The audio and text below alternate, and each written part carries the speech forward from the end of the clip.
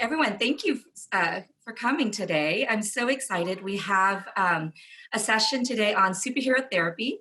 We've got, of course, my lovely co-host, Alexis Dixon, and Janina Scarlet, or Dr. Janina Scarlet, superhero therapy developer and psychologist.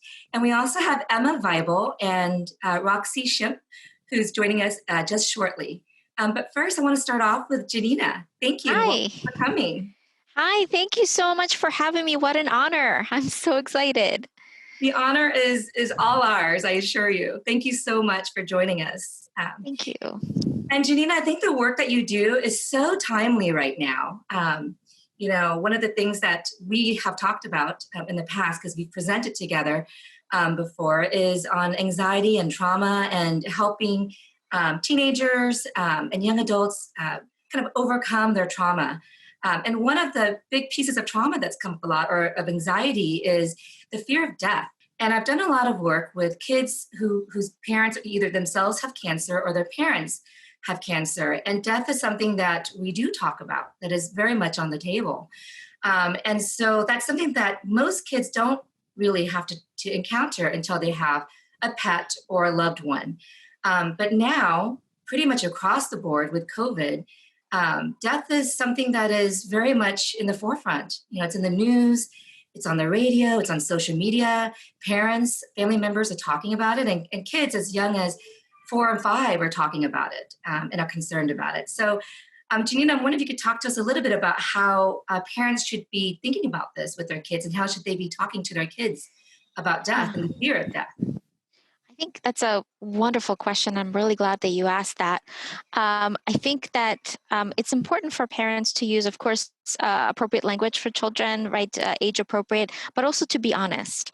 A lot of times parents, I think, are well-meaning, but want to protect their children, so they might hide certain things from them, or make things kind of not very clear and keep children in the dark. And unfortunately, that can actually raise uncertainty and fear and even trauma in children, because children's imagination is really, really excellent, as we know. And so I think that the best approach is actually by being direct, but using child-appropriate, age-appropriate language for that individual to understand what's actually happening. Is there such a thing as too much honesty? I love the idea of honesty. I really do. Yeah. And I love that you said child age appropriate, but is there such a thing as too much honesty? And I think Kathy would be a wonderful person to talk to about that, because Kathy, you have so much experience working with children. In my experience, specializing in trauma, I think that too much sharing might be when the child feels like they're responsible for taking care of the adults. So, for example, if the adult overshares the amount of distress they're going through in a way that puts the child in a caretaking position and doesn't allow the child to process their own pain, that might be unfair, and that might not be very helpful for that child's mental health and for processing that event. But as far as letting the child know, well, this is what's happening, and being able to answer the child's questions, I think that's really important. At the very least, letting the child know what's happening and being able to answer their questions instead of keeping them in the dark. Is there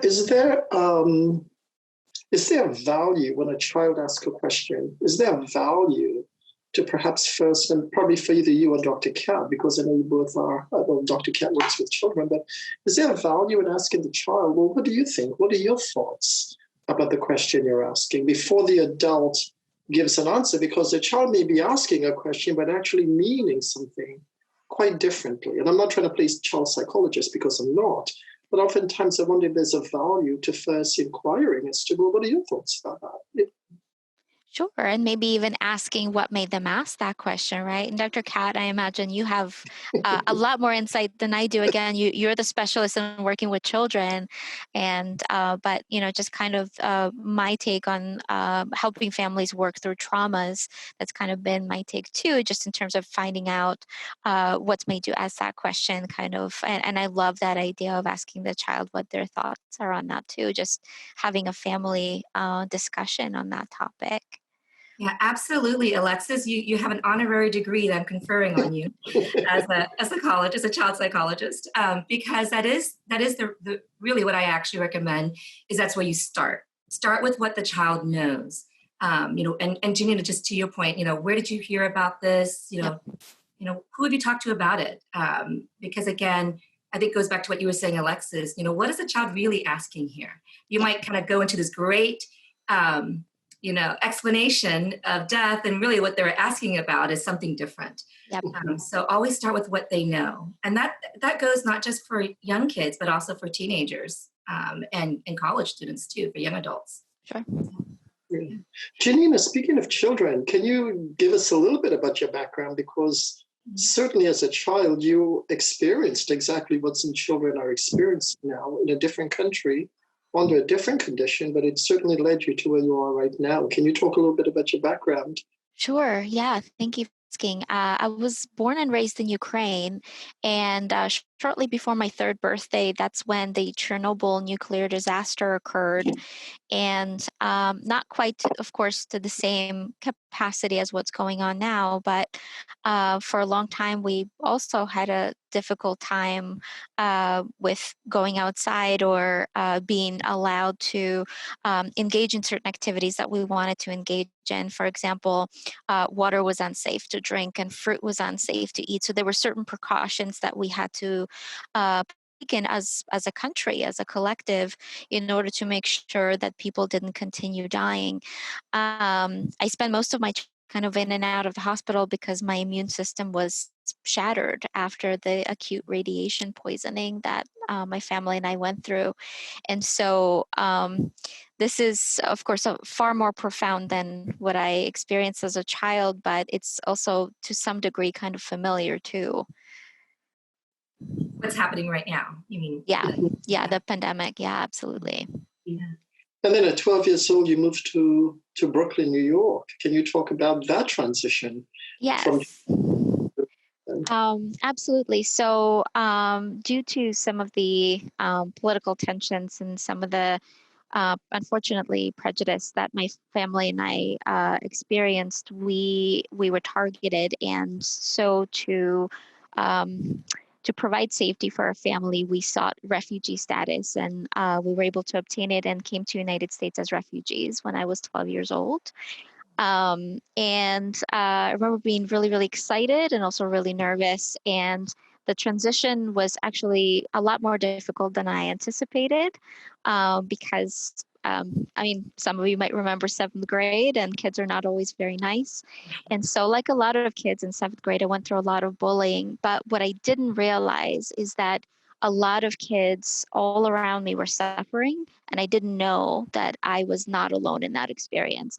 I didn't know that what I was going through was depression and PTSD, and I didn't know that other kids were also going through it. I went to a school that actually had a lot of immigrants, and I imagine there are a lot of people who were having difficulties. But it wasn't until a few years later that I actually realized that majority of people at one point or another feel alone and have a difficult time with what they're going through.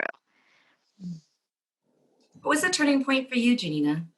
So I was actually seeing the first X-Men movie. I was 16 and I was working in a movie theater, and the manager told us that we're going to all see the midnight release of the first X-Men film. And from beginning to end, I didn't stop crying. Just the movie blew me away, seeing the way that the mutants were treated. It made me realize that a lot of people were persecuted and prejudiced against for being different, and that actually being different is what made them special and magical, and that our origin stories are just that, the beginning of our journey, and the rest of it is up to us.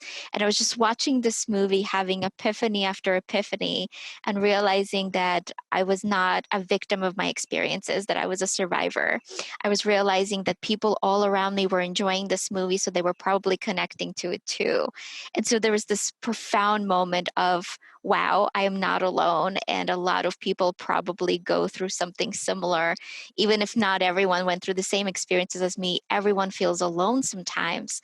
And so it was because of that that I realized the power of stories in being able to relate our interpersonal traumas. And it was because of that movie that I decided to study psychology first in high school. Right after seeing that movie, I signed up for my first psychology class, and then college, and went on from there. I've never seen anyone speak about the X-Men with that much joy on their face. Thank you. To this Just, to this day, I always say that Storm changed my life. She is my absolute favorite superhero of all time.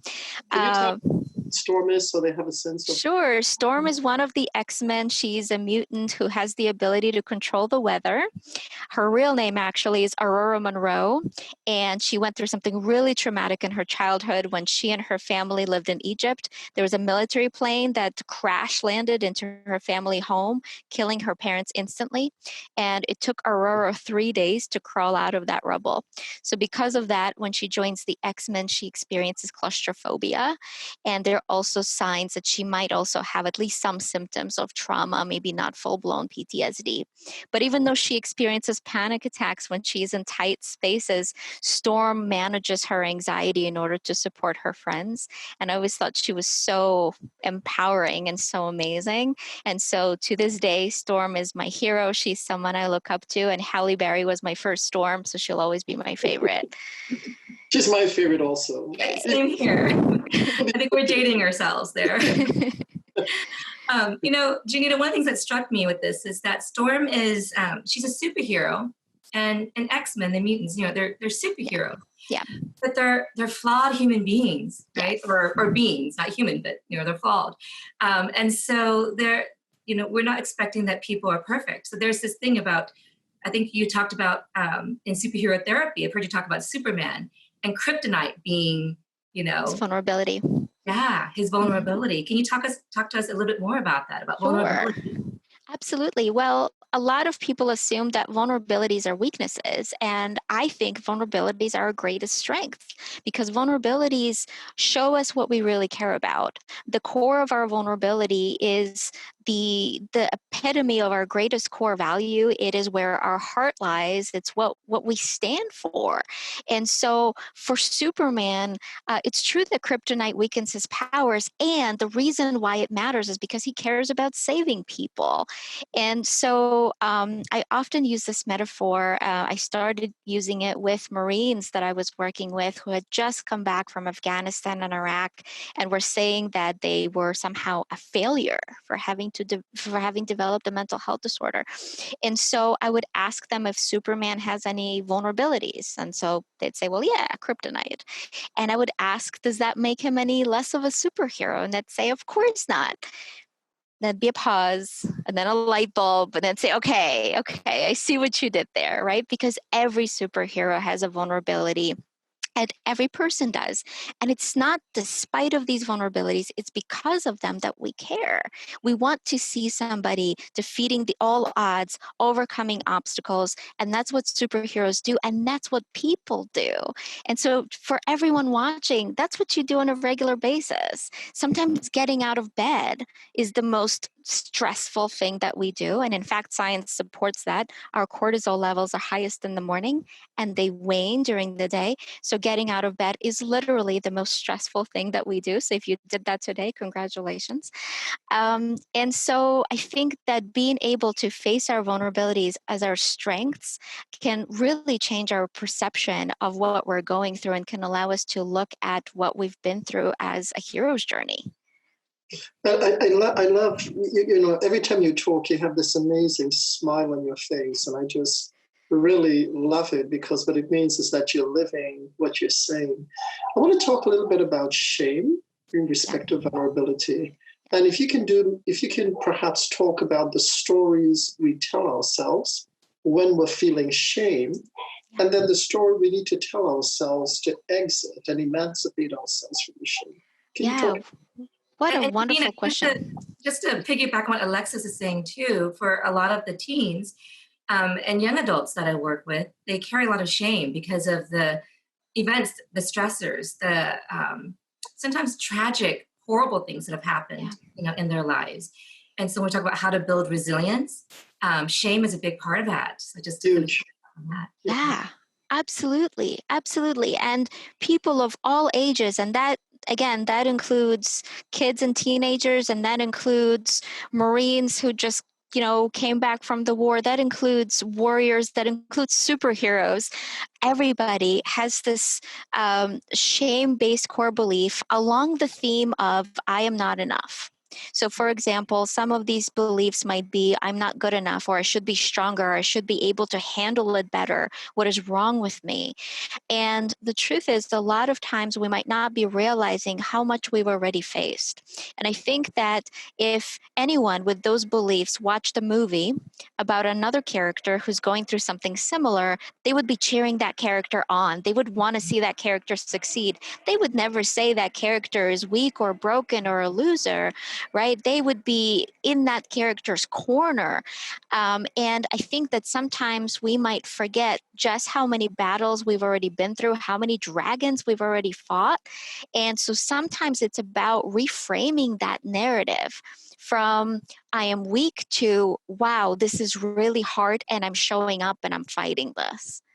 The way I've described it to people is, imagine that you're fighting like 4 dragons with one hand, like you're fighting them off with a sword, and with another hand, you're typing a school report. And so you might have some typos in that report and you might not finish it on time, but that's okay because you're fighting dragons. And so it's okay if sometimes your schoolwork, for example, is not perfect because maybe you're going through the worst anxiety period of your life. You're fighting dragons. The fact that you're showing up, that's already impressive. The rest, that will come together. Wow. Oh, Janina, that's just what an incredible analogy. And now I'm going to be thinking about dragons because you're right. As Brene Brown says, it's showing up. Yes, right? That's exactly. the true power. That vulnerability is not a flaw, but it's our strength because we're showing up. And when I think about the things that in my life, that's because I tend part of anxiety is avoiding. Right. And that's why actually to kind of go back, around to the beginning of the circle, Alexis, when we talk about, when kids are asking about death or questions about death, that instead of avoiding that, they are confronting that dragon that's in front of them, that's presenting in front of them. And so let's help them address that dragon versus, hiding them from the dragon. Exactly. Instead of telling them the dragon doesn't exist, we need to give them tools for how to fight it. What are some of those tools when we talk about it? Because we can talk about vulnerability as strengths. We can talk about these things, but at the very practical level, what are the tools that are necessary to actually do that? Because as you were speaking, what I realized is that what you're talking about is work. I mean, really, at the very most fundamental level, this is the work of life. This is life's work, right? We're all flawed. We're all vulnerable. We all feel we're not good enough. We all feel we're not at some level, right? Situationally, there are days I feel I'm on top of the world, and another situation happens and I feel like I'm, shouldn't even exist. So we all have those kind of we're all vulnerable to life's right slings and arrows. And so what are some of the practical tools we can use to navigate our way through a very human experience? Yeah. I love that question. Thank you for asking that, Alexis. I think first and foremost, it's finding our hero's journey. It's figuring out what it's all for. And if it's not necessarily our life's mission, it's maybe an intention for that day. So the intention for that day shouldn't be to not feel anxious or to not feel depressed. Those obstacles might show up, but the goal needs to be greater. For example, the intention for the day might be to be kind, or the intention for the day might be to practice patience. And sometimes obstacles will show up, and that's okay. And one of the tools that we can use is mindfulness and self-compassion. So mindfulness is, I talk about it as kind of like taking your dog to a dog park. When if you ever walk a dog to a dog park, they get really, really excited and there's all this pent up energy. And so that's kind of what happens in our body when we feel anxious or depressed, but we keep on trying to stifle it down. So we have this pent up vibrating energy. But when we take the leash off and we let the dog run around, it runs freely. And then it actually settles down. So if we did the same thing with our emotions, if we sit for like 2 minutes, maybe once or twice a day, and let those emotions off the leash, a lot of people think that they're going to quote unquote fall apart, but they surprise themselves. Control. That's right. They fear that they will lose control, that they will somehow break. But much like what happens to a soda bottle when you shake it, when you first open it up, there might be a bit of that extra pressure, but it doesn't keep exploding forever. It settles down, right? Again, much like when you let the dog off the leash in a dog park, it runs around and then it settles down. That's what happens to our emotions.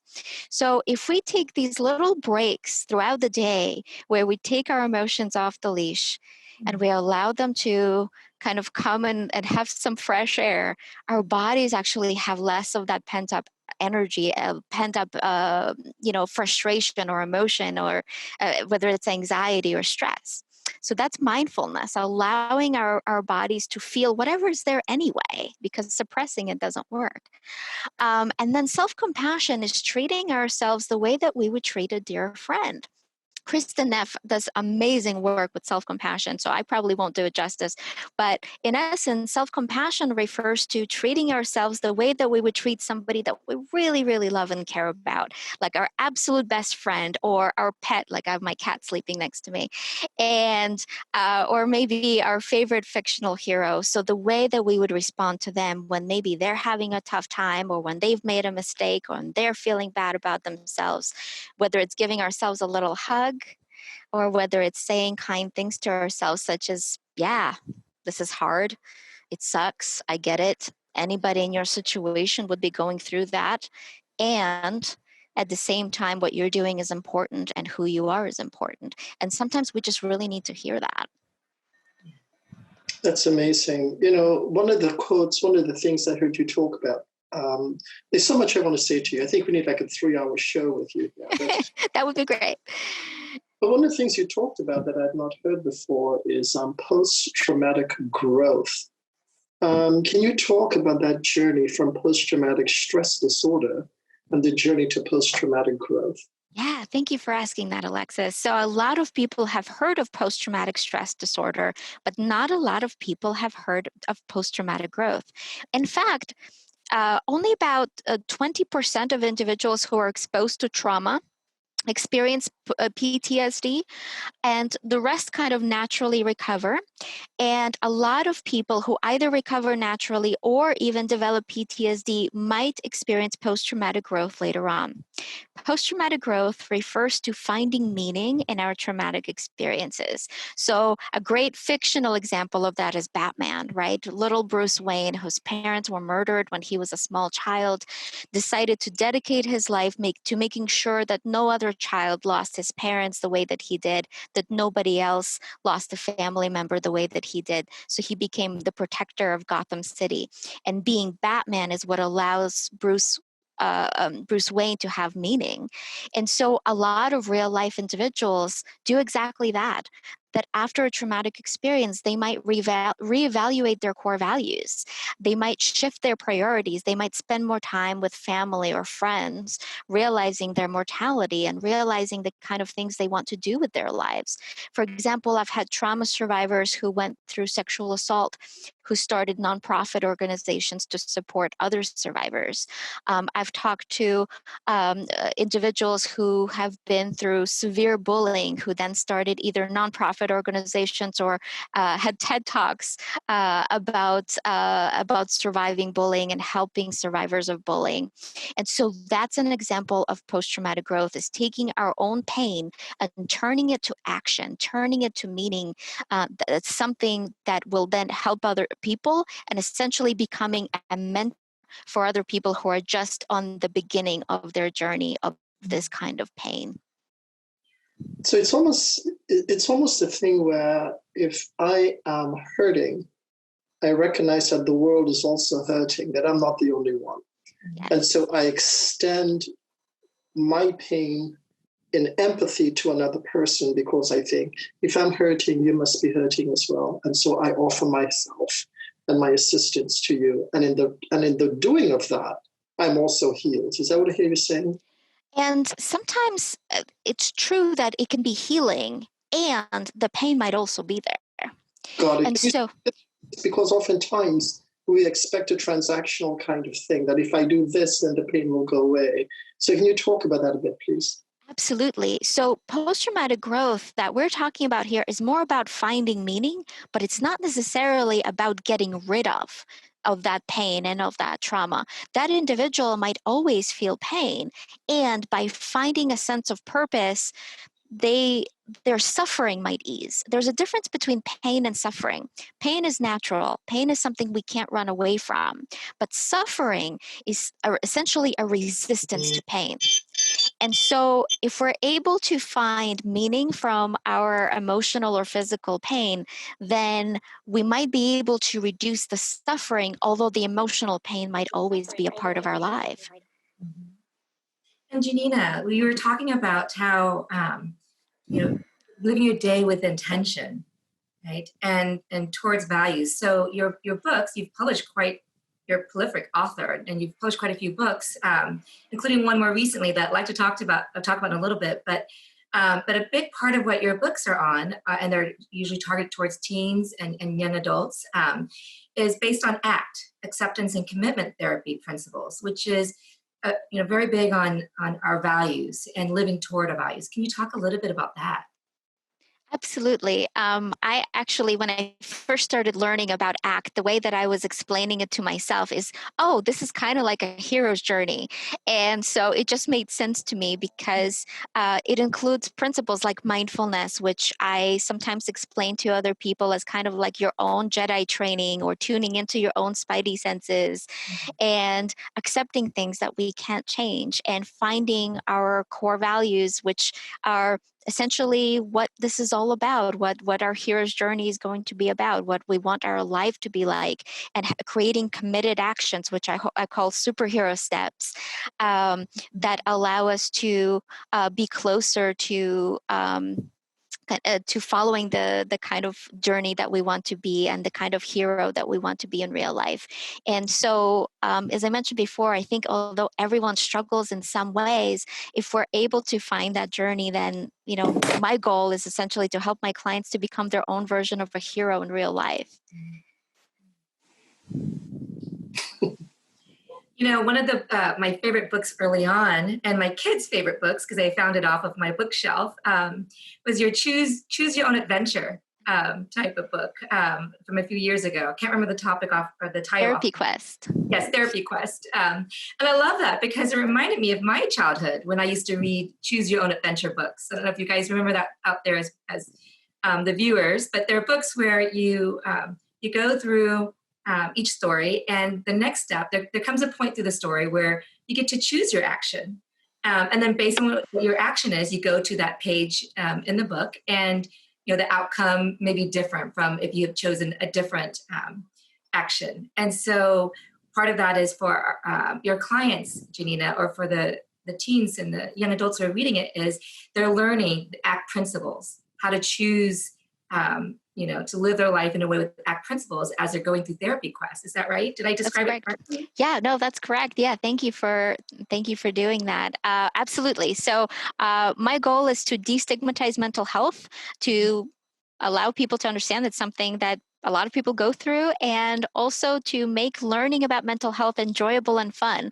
So in Therapy Quest, I wrote it like an adventure book where the reader is the leading character, and the leading character is the reader's gender identity and their own personality, basically. And the reader then has to make decisions as to how they want their quest to unfold. And depending on their decision making, they will learn different kind of ACT skills like acceptance and mindfulness and self-compassion. And then they will also have to, fight certain monsters and dragons and have to save the world if they follow the steps correctly.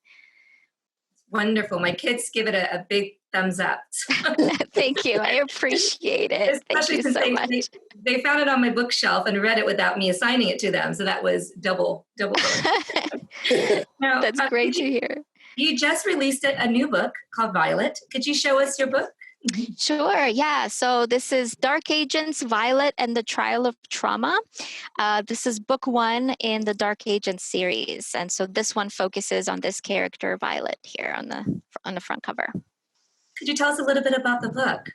Absolutely. So the book, this one centers on Violet, who is a witch with post-traumatic stress disorder. When Violet was a small child, she witnessed both of her parents being killed by a necromancer.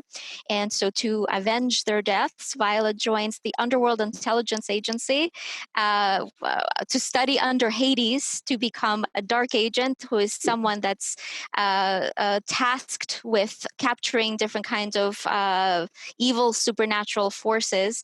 But in order to become a dark agent, she also has to come face to face with her own internal monsters.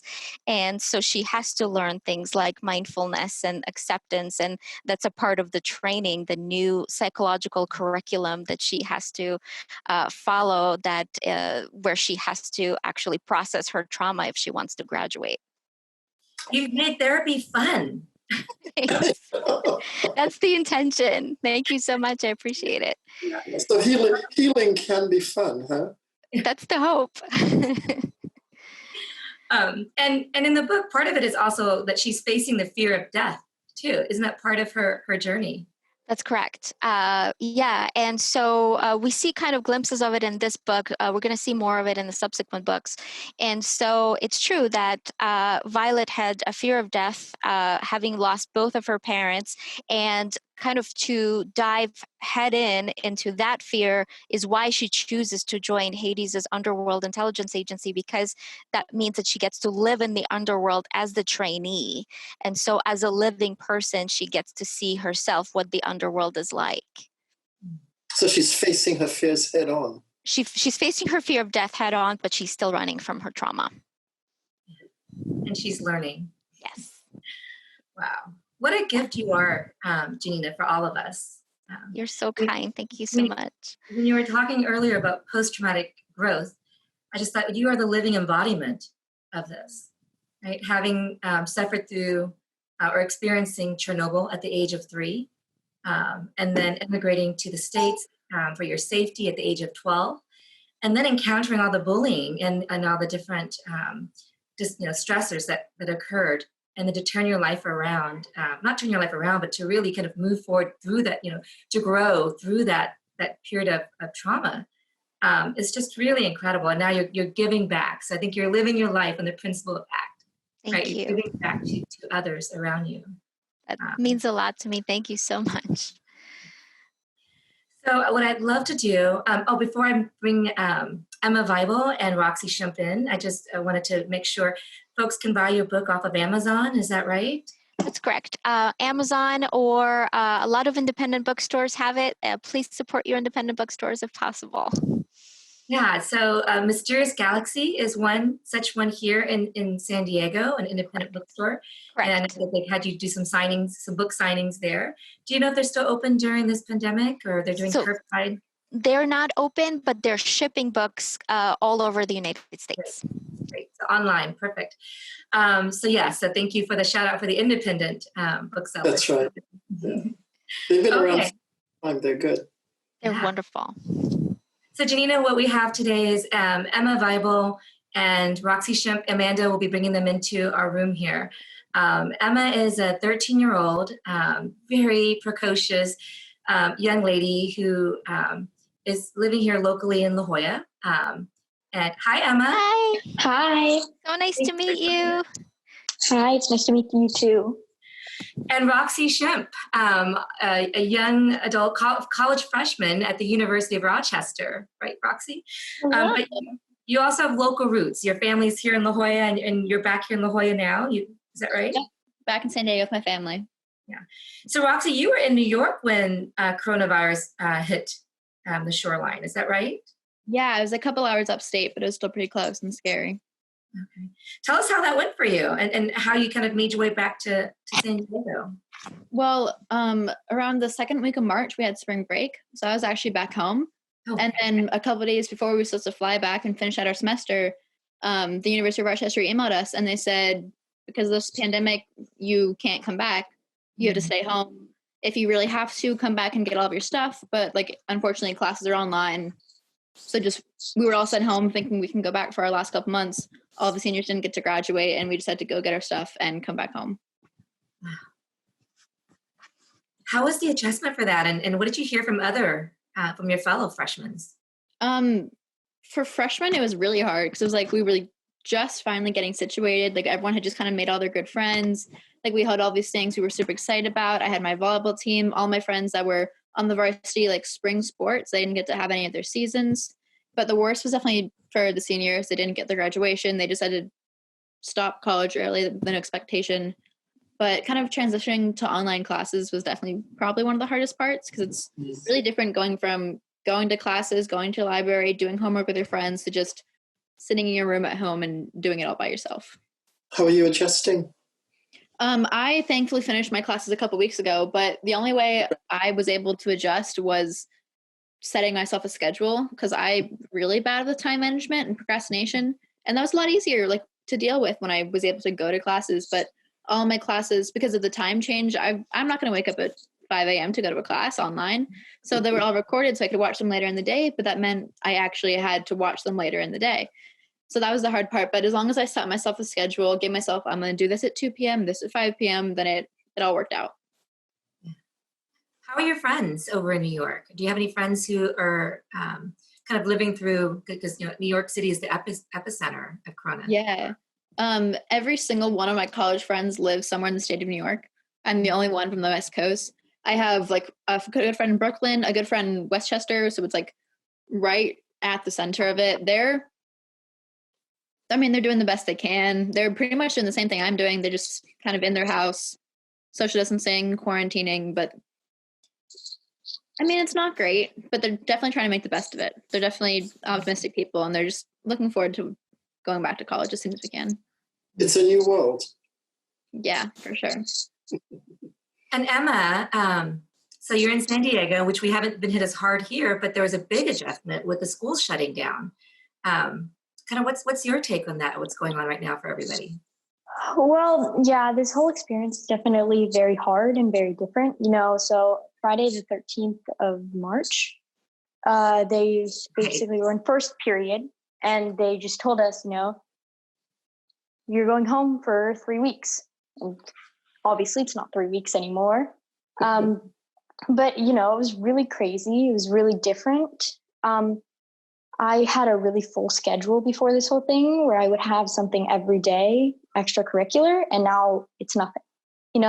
The whole thing, it's such a big change. And like everybody was celebrating, but I knew that we shouldn't be celebrating because this is just very hard on all of us. It's a really big transition. What are your fears? What are the things that concern you about this? Because you said it, people were celebrating and you didn't feel it was a time to celebrate. So I'm just wondering what you were thinking at the time. Well, I knew I was going to miss everything about school, all of my teachers, all of my friends. I knew I was going to be bored, nothing really to do during the day except for, I guess, stay home and, basically nothing because we couldn't go outside. And what I just feared is that we were going to fall down this rabbit hole that we're currently kind of falling down of really staying home and doing nothing for a lot longer than just 3 weeks. And, now I know that is kind of what is happening and the fears are kind of coming true, but that was basically my fear at the time. And your fear is coming true, you said? Just kind of that we're not going to be going back to school until next year and maybe not even next year. It's all very uncertain, which is one thing that always worries me, uncertainty. And so I think that's what I mean by the fear coming true is that I feared that it was going to get worse than what they said. Have you been talking to friends? Either one of you, have you been talking to friends about this? Is this fear something that you're hearing from other teens too? Well, yeah, like when I'm talking to my friends, we definitely all talk about how this whole situation is horrible. We're all bored and nothing to do. And I can tell that we're all kind of adjusting and we're all kind of scared of what's going to happen because nobody really knows. And that's just scary, especially for us where we've never experienced something like this. Roxanne, how is that resonating with you? Definitely very similar for college students. I just It wasn't as hard on me, but I have a lot of friends in college who they moved out of their houses for a reason. You know, they went to college not near their families, so they could not live with them anymore for a reason. And so having to be sent home this early, having to live in whatever situation that we're living in beforehand, I know a lot of them are really struggling with it. And there's just unfortunately not a whole lot that you can really do about it. Janina, what would you say about this kind of fear of unknown? No, it seems really wise actually, because I think it's universal, right? We all like to know. We all feel much more comfortable when we know what's happening. And at the same time, I think there's a kind of power in not knowing, in that uncertainty can mean so many possibilities, but I think even being able to notice that all 7 billion of us are going through the same experience is both terrifying and also really empowering. I think there's never, as far as I know, I don't think there's ever been a moment in history like this where 7 billion people on this planet were facing the same monster at the same time. And so, as terrifying as this monster is, I think for the first time, we all of us, all 7 billion of us, are united in this way that we all have a job to do. And so for some people, it means going to work, and for other people, it means staying home and supporting other people, as both of you have been doing, and supporting your friends and practicing physical distancing. And if this monster is to be defeated, it's exactly through doing things like that. You know, when we watch Star Wars movies or Harry Potter movies, we wonder maybe sometimes, what would I do if I was in that situation? Well, the situation is here. It's happening now. And all of you are doing exactly what you're supposed to be. And I think that's really impressive. It's hard. It's probably the most challenging thing you've ever done. It's probably the most challenging thing you'll ever do. And you're showing up and you're doing it. And I think that's awesome. I agree. And this is history in the making right now. And you're both living through the history, of this time. And to be so brave too, to come onto the show and to talk to us about your experiences. Also, I really, I can speak on behalf of Alexis and Janina that we're really grateful and so impressed with both of you for doing this. So thank you. So Emma, one of the things that you mentioned was the celebrating. So could you just kind of walk us back a little bit to when the announcement happened in first period? How did the kids take it? They were celebrating, I'm imagining now, like in the movies, throwing balls in the air. No, yeah, it's actually really similar to that. Well, in our first period class, we had a teacher. He explained it really well. He really told us everything about it. He even kept us in a few minutes after the bell rang just to explain everything that was happening.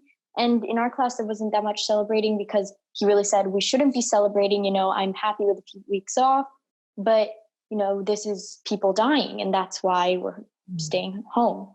But then, like, people would run by our windows randomly and start like jumping up and down or making random noises, and everybody in our class was like laughing and stuff. And it was really uncomfortable because I knew that we were celebrating because other people were dying.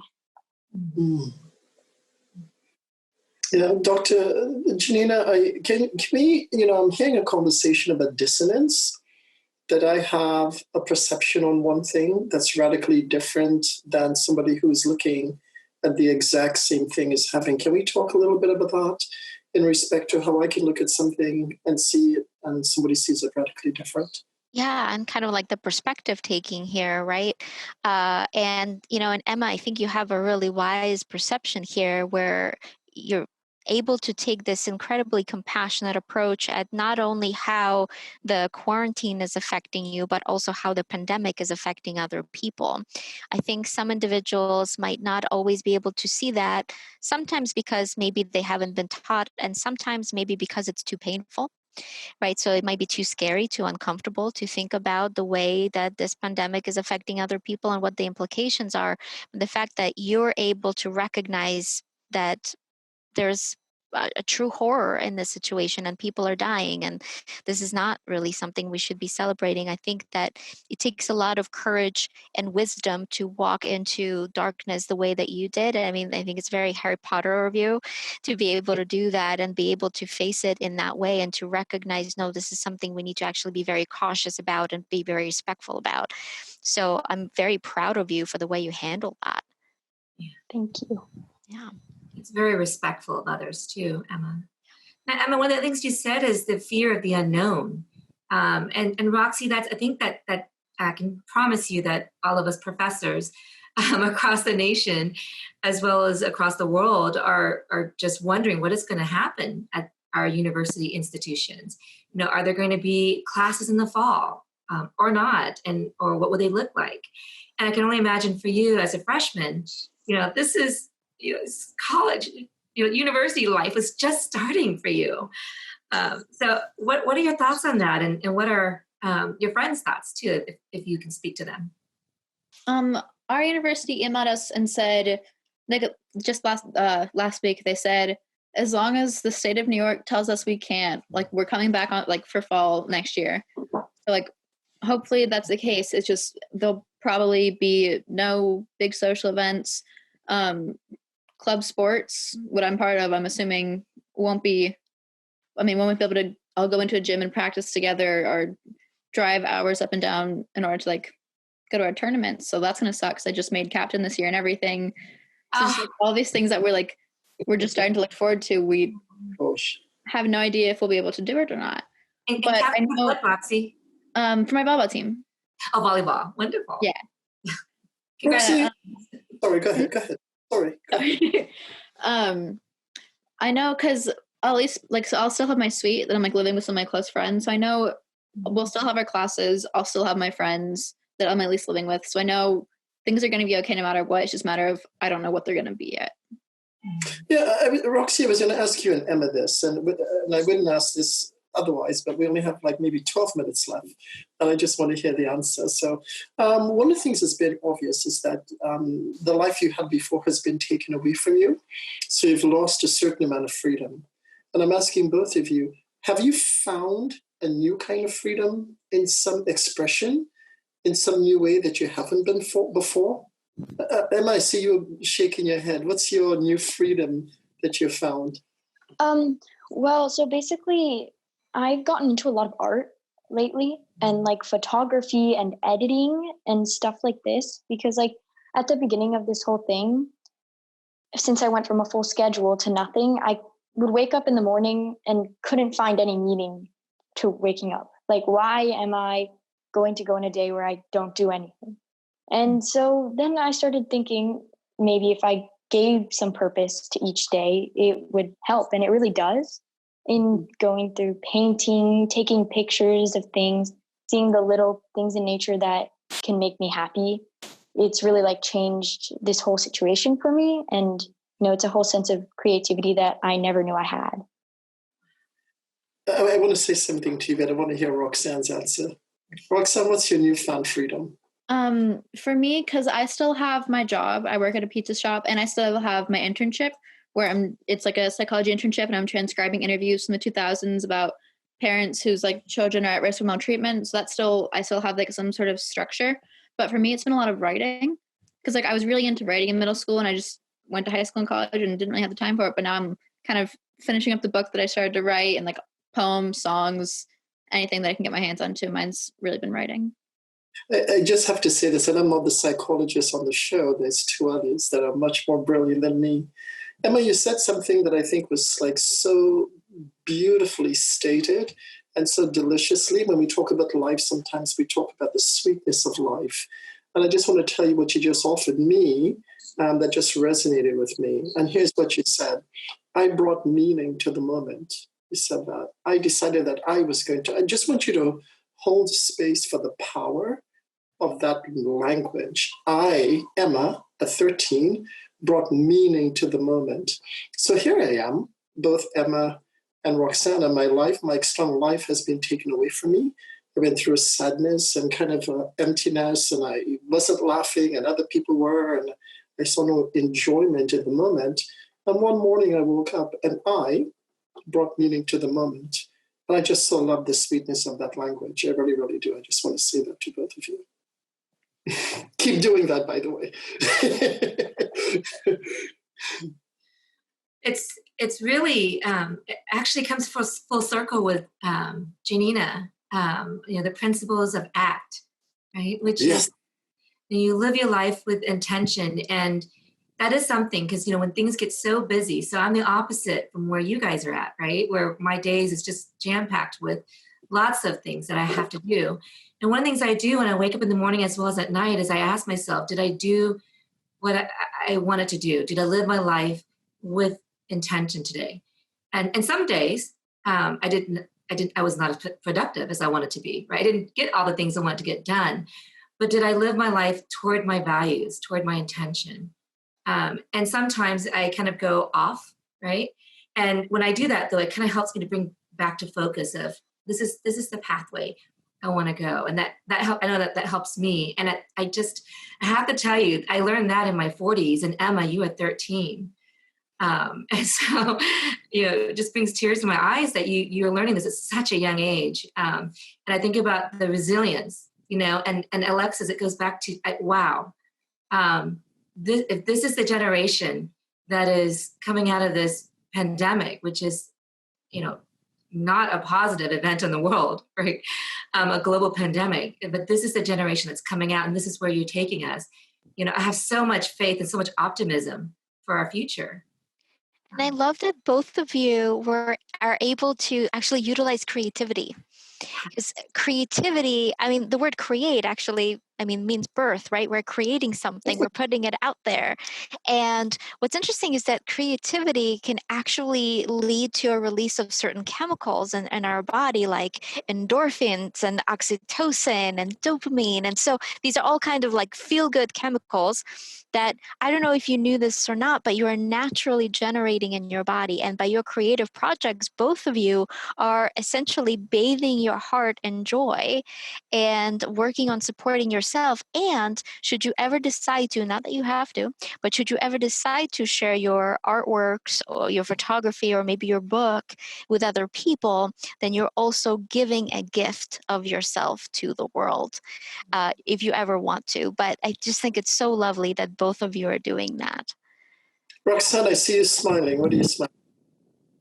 I don't know. It just, because my mom also writes books, and like a lot of my friends do art, like cinematographers, and just some of my favorite things are just being able to read my mom's books or be able to look at my friends' artwork and stuff. So it's nice to know that I can do it too. Yeah. I just really love this conversation. It's one of those moments where we're speaking with people and you never want to leave. You want to continue the conversation. But I just want to say that, I am so stuck on, I give meaning to the moment. And I hope you guys never, ever, ever stop doing that. The opposite of perfection is death. I'll say that live. Maybe people will disagree with me. Perfection is death, but bringing meaning to the moment is to create and to live and to love life and to breathe joy into the world. And so that's what you're doing. You're taking something that's horrible and you say, I see it's horrible, and yet I choose to bring meaning to the moment. Wow. I've learned a lot. Thank you for sharing that. Would you say that the creativity, what you're doing, bringing the meaning to your moment as you woke up, Emma, would you say that is helping you in terms of addressing the feelings of anxiety or perhaps distress that you may be experiencing from being sheltered in place or during this pandemic with this, unknown novel virus? Yeah, definitely. I think that through my art, I try to paint things that, like when painting, I try to paint things that are exploring more of myself, thinking of like different things that I like and trying to put them into the paintings, or painting things about this whole situation, about what I'm feeling, what I want to tell other people, and trying to put that all into a painting. And then when I look at that painting, I know when I was painting that, I was thinking this and I was feeling that. And it's kind of just a way of me to put what I'm feeling onto a canvas and then kind of get it out. Like a visual diary. Yeah. Where'd you learn that? Where'd you get that from? Is that just from inside of you? Is that just your offering of yourself to the world? Or where does that come from? Yeah, just inside of me, I guess. Wow. Well, Emma, that is, I can tell you as a child psychologist, that is exactly one of the, core components of what I help kids learn to do, is how to express their emotions in a way that is, that can help them feel, that's therapeutic for them, and to be able to identify what they're feeling and then express it. So for both of you, Roxy and Emma, if you could, I can promise you there are a lot of parents that are watching the show right now. And, if there's something that a takeaway message or a take-home message that you could give them, what would it be? What would you tell parents? I'll go first. You can go first. Okay. What I would say is just like in general, no matter how old your kid is just listen to them. Because a lot of my college friends, they just say like, even in college, their parents still track their location. They still say you have to be in your dorm at this time, otherwise I'm going to turn off your phone. Like it's still, and then even if the kid's saying like, I have this, the parents won't listen. And that's what causes a lot of trust issues with the child and the parents, and the child as they grow up into an adult with the rest of their relationships. It's just kind of being able to listen to your child and understand that, they're a person too. They have their own mindsets, and just kind of being able to understand that, a parent can be wrong. So I think that's kind of one of the most important things, is realizing that the kid can be right sometimes too. And when you say listen, do you mean, checking in with your kids and asking them how you're feeling today and staying quiet while they talk, or are there other ways? Definitely letting your kids know that like you are there for them to talk to, but also just like if you guys are kind of having an argument, a lot of parents, at least a lot of my friends' parents, they'll say their side and say, because I told you so, that's just how it is. And they'll just, if the child starts to respond, they'll say like, don't talk back to me, even though they're just responding very calmly. So it's just a matter of actually listening to the words your kid is trying to tell you, because what they're saying is important. Yeah, I definitely agree with that. I think that my take-home message for parents watching this is that this whole situation, it's really hard. We are conflicted and uncertain, and we all react to it very differently. So just not to punish us if we're crying a lot, or if we spend our whole day closed in our room looking at our phones, because this could be our way of coping with the anxiety and depression that's coming out of this trauma. So just go easy on us and try to understand how we're feeling before doing anything. And that goes back to compassion. To have self-compassion, but also compassion for others, compassion for our children, what they're going through, how they're expressing themselves. And then again, going back to us, having self-compassion to ourselves as parents too. Maybe having the benefit of the doubt, making an assumption that maybe if somebody's acting a certain way, it's because they're struggling, they're going through a hard time, not because they intend to make someone else's life difficult. Right. So they're in their bedroom on their phone, and you've been calling them down to dinner for the last 10 minutes. When you finally find them, and instead of yelling, perhaps, Roxy, to go back to what you were saying, to sit and listen, to them. Instead of automatically yelling at them, why did you come downstairs? I called you, the last 10 minutes, but to sit and listen to them and perhaps give them a little bit of that leeway, like Emma, what you were saying, that perhaps this is how they were coping with what's going on for them right now. So giving them the extra few minutes. Yeah. Janina, is there anything that you would like to say to the parents and other people who are watching out there? As far as for the parents or for anyone? Actually, and I imagine that there are also some teens who may be watching too. So really for anybody. I think that it's important to acknowledge that this is a really, really challenging time. And so if you need to take a few extra minutes or maybe an extra hour in a day to play a game or to watch a TV show or to read a book, it's okay if you're not as productive as you normally are, because this is not a normal time. We've had thousands of fire drills. None of us have ever had a pandemic drill. None of us are prepared. We're doing our best, and it's okay if you don't do everything on your to-do list. I think now is the time to focus on our priorities, on our families, on our friends, and also on our well-being. Thank you so much. Thank you so much to each of you. Dr. Janina Scarlet, Emma Roxy, and Alexis, of course, Dixon. Thank you so much for joining. This was such an incredible hour. I can tell you for me, I had goosebumps the whole time and tears that I hope weren't ruining my makeup the whole time. Thank you so much for joining us and for being so authentic and really so vulnerable. Not an easy thing for all of us and for each of us to do. And I really appreciate you coming onto the show and doing this. Thank you.